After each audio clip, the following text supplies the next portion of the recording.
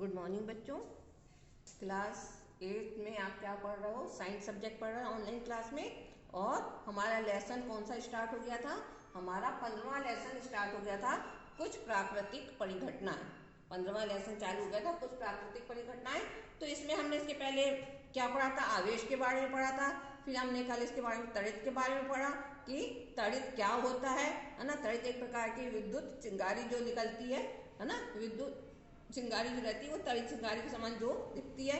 फिर हमने ये भी देखा था कि जो गर्म वायु ऊपर की उठती है तो क्या है, बादलों के ऊपर की ओर धनावेश रहता है, उसके बाद ऋणावेश रहता है, और उसके बाद पृथ्वी के निकट धनावेश रहता है। तो जो ये आपस में टकराते हैं, अपोजिट जो आवेश रहते हैं, तो उससे क्या होता है कि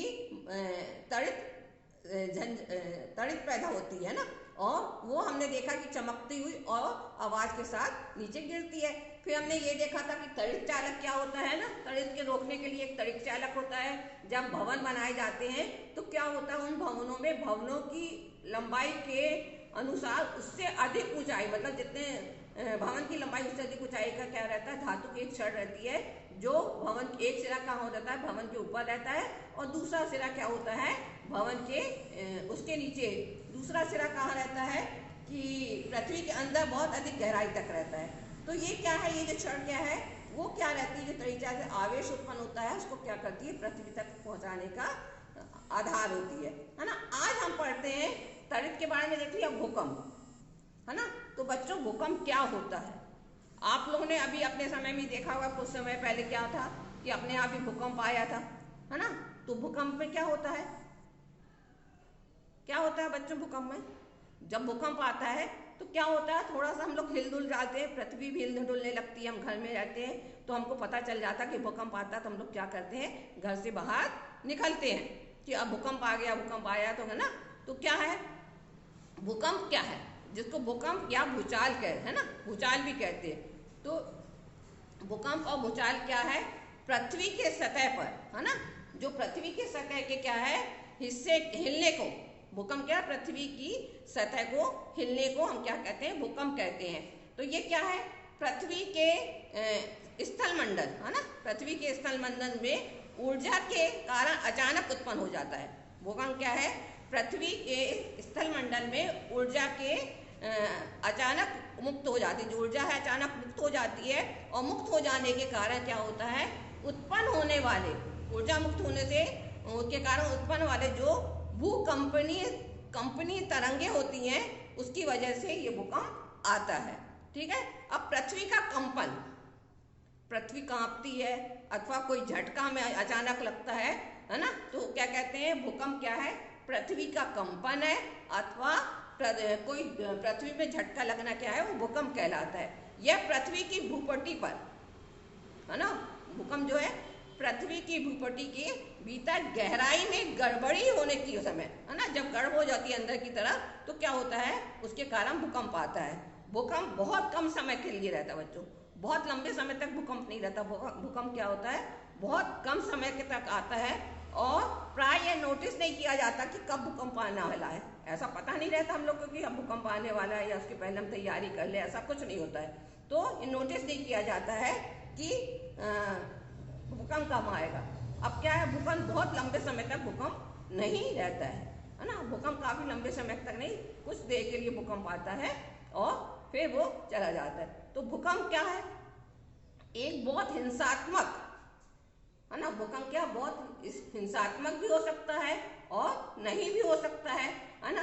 तो क्या है, जब कुछ क्षणों के लिए बहुत तीव्र भूकंप आता है, और तो क्या होता है, लोगों को गिराने और चोट पहुंचाने से लेकर, है ना, सब तहस नहस कर सकता है। भूकंप से जीवन तथा संपत्ति की बहुत हानि भी होती है, मतलब जीवन तो नष्ट होते हैं, कईयों के मकान गिर जाते हैं, बड़ी बड़ी बिल्डिंगें गिर जाती हैं, है ना। आप लोग ने न्यूज में भी देखा होगा, है ना, अभी भुज वगैरह में भूकंप आया था, उससे कितना मतलब तहस नहस हो गया था। तो भूकंप क्या है, बाह्य भूसंकलन तथा हो सकते हैं, भूसंकलन भी हो सकते हैं। अब भूकंप क्या है, तो भूकंप को हम क्या कहते हैं, भूकंप क्या है कि पृथ्वी के अचानक कांपने अथवा थरथराने को भूकंप कहते हैं ना। पृथ्वी के क्या है भूकंप, पृथ्वी के अचानक थरथराने, है ना, पृथ्वी के अचानक थरथराने या झटके को ना अचानक कांपने तथा ना पृथ्वी के अचानक कांपने अथवा थरथराने को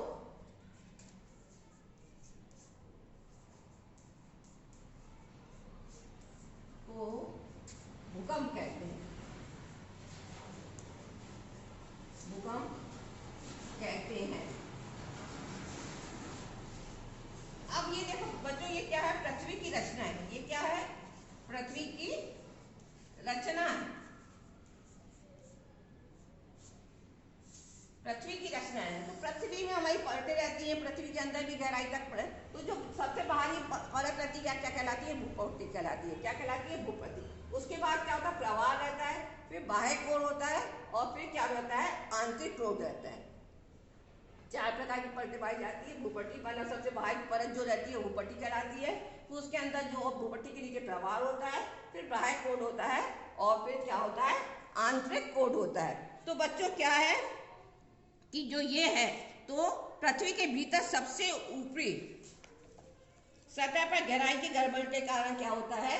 ऊपरी सतह में जो गड़बड़ होती है भूपट्टी में, उसके गड़बड़ होने के कारण क्या होता है? भूकंप आता है, या उसको हम क्या कहते हैं? भूस्खलन भी कहते हैं, है ना, भूस्खलन भी कहते हैं। तो पृथ्वी की जो ये भूपट्टी परत है, ये जो भूपट्टी परत है वो एक परत नहीं रहती, ये कई परतों की बनी रहती है ना। भूपट्टी परत जो है उसकी एक परत नहीं होती, वो कई परतों की बनी होती है। तो इन परतों के क्या होता है?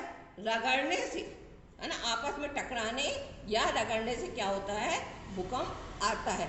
जब ये भूपट्टी की कई परतें आपस में रगड़ती है तो क्या होता है? पृथ्वी हिलने लगती है ना, कांपने लगती है, या है ना आपस में टकराती हैं जब ये परतें, तो इन सब के कारण क्या होता है? भूकंप आता है। अब भूकंप क्या है बच्चों? कि भूकंप को हम ये नहीं समझ सकते कि भूकंप कब आ रहा है कब नहीं आ रहा, उसको हमको पता नहीं चलता है कि किस। अब भूकंप को किसके द्वारा नापा जाता है? रेक्टर के द्वारा। भूकंप को किसके द्वारा नापा जाता है? रेक्टर के द्वारा नापा जाता है। भूकंप अधिक से अधिक मतलब 7 मिनट का या 7.5 मिनट का रहता है। उसके अधिक जब बहुत भूकंप होता है, उसकी जो मात्रा रहती है अधिक हो जाती है, तो उस समय बहुत ज़्यादा नुकसान होता है। पूरा मतलब जो नगर है या बिल्डिंग है और जीवन जो है वो तहस नहस हो जाता है। तो अब ये भूकंप जब आता है तो भूकंप से क्या करना है कि भूकंप से हमको बचाव कैसे करना चाहिए? भूकंप आया तो भूकंप के बचने के लिए हमको क्या करना चाहिए, है ना। तो आप लोगों ने देखा होगा जब भूकंप आता है तो आप लोग क्या करते हो, है ना, आप घर से बाहर चले जाते हो, ठीक है ना। तो यदि भूकंप के बचाव, भूकंप को भविष्यवाणी नहीं की सकती है, यदि बचाव के लिए हमें कुछ सावधानी करना, तो जहाँ पर भूकंप, जिस क्षेत्र में भूकंप आने की अधिक आशंका होती है ना, जिन क्षेत्रों में भूकंप आने की अधिक आशंका होती है, तो वहाँ के रहने को लोगों को इनका सामना करने के लिए विशेष रूप से तैयार होना चाहिए। तो क्या होता है कि इन क्षेत्रों में जहाँ पर बहुत अधिक भूकंप आते हैं, तो इस क्षेत्र में जो भवन या मकान बने रहते हैं, तो उसका ऐसा डिजाइन होना चाहिए कि भूकंप के झटकों को सह सके, है ना। जहाँ पर अधिक मतलब अत्यधिक भूकंप बार बार आते हैं, तो वहाँ के भवनों का डिजाइन ऐसा होना चाहिए कि वो भूकंप के झटकों को सहन कर सके, है ना। अब क्या है कि भवनों के ढांचे सरल होना चाहिए, भूकंप के निरापद हो, या इसको किसी आर्किटेक्ट अथवा संरचना जो है इसको इंजीनियर से परामर्श लेके ही बनानी चाहिए। फिर क्या है, अत्यधिक भूकंप क्षेत्रों में भवन निर्माणों में भारी पदार्थों की अपेक्षा, है ना, जहाँ पे भूकंप आते हैं वहाँ के जो भवन रहते हैं वहाँ पर उन भवनों के लिए भारी पदार्थों की अपेक्षा मिट्टी तथा इमारती लकड़ियों का उपयोग करना चाहिए, है ना। भारी जैसे ईंटें हैं, सीमेंट है, इसकी अपेक्षा क्या करना चाहिए, है ना, मिट्टी या इमारती लकड़ी का उपयोग बहुत अच्छा होता है। और यदि मतलब भूकंप आए तो यदि ढांचा गिरेगा तो उस समय कोई ज़्यादा नुकसान नहीं होगा। यदि भवन है, बहुत भारी भवन है, तो लोग उसके नीचे दबकर क्या होता है, मर जाते हैं, है ना। लकड़ी का ढांचा होगा तो वो हल्का होगा, उसके कारण क्या होगा, जनहानि नहीं होगी। है ना। अलमारी इत्यादि को क्या करना चाहिए, दीवारों के साथ जोड़ना अधिक अच्छा होता है, जिससे वे आसानी से ना गिरे। कुछ भूकंप में कुछ भवनों में भूकंप के कारण आग लग जाती है, तो इसलिए अधिक आवश्यक होता है कि इन सभी भवनों, विशेषकर ऊंची इमारतों में क्या होना चाहिए, अग्नि नाशक जो रहते हैं, अग्निशमन के लिए जो अग्निनाशक यंत्र होते हैं उसको हमको लगाना चाहिए। अब यदि भूकंप के झटके, यदि भूकंप आ गया है तो उसकी बचाव की स्थिति में हमको क्या करना चाहिए, है ना। यदि आप घर से बाहर हो, घर से बाहर हो तो क्या है, पहले तड़ित के लिए जैसे बताया, तो घर के बाहर हो तो आपको खुले उसमें जगह में क्या होना चाहिए, लेट जाना चाहिए, है ना। खुले स्थान में यदि आपको क्या होना चाहिए, लेट जाना चाहिए। यदि आप किसी कार या वाहन के अंदर हैं तो क्या होना चाहिए, उसको धीरे धीरे किसी ऐसी जगह में, खुली जगह में ले जाना चाहिए जहाँ पे भूकंप आने से मतलब बचाव किया जा सके। तो क्या है, किसी मेज के नीचे, यदि आप घर में हैं तो किसी मेज के नीचे आश्रय लें, या अथवा क्या है, जिससे वो झटकों से हमें बचे। ऐसी ऊंची वस्तुओं और भारी वस्तुओं से दूर रहें। घर के अंदर है, यदि बहुत ऊंची और भारी वस्तुओं से दूर रहें। क्यों? क्योंकि यदि वो आपके ऊपर गिर जाएगी तो आपको चोट लग सकती है। फिर यदि आप बिस्तर पर हैं तो उठे नहीं, यदि आप लेटे हुए हैं बिस्तर पर तो उठे नहीं, अपने सिर को तकिए से बचाव करिए, है ना। बिस्तर में तो उठना नहीं है, अपने सिर को पर तकिया रखिए और सिर का बचाव करना चाहिए। यदि आप बाहर हैं तो क्या है, भवनों, वृक्षों तथा ऊपर जाती विद्युत लाइनों से, किसी भवन के नीचे नहीं खड़े हुए, किसी पेड़ के नीचे नहीं खड़े, जहाँ पर विद्युत की तारें लाइन है उसके नीचे नहीं खड़ा होना चाहिए।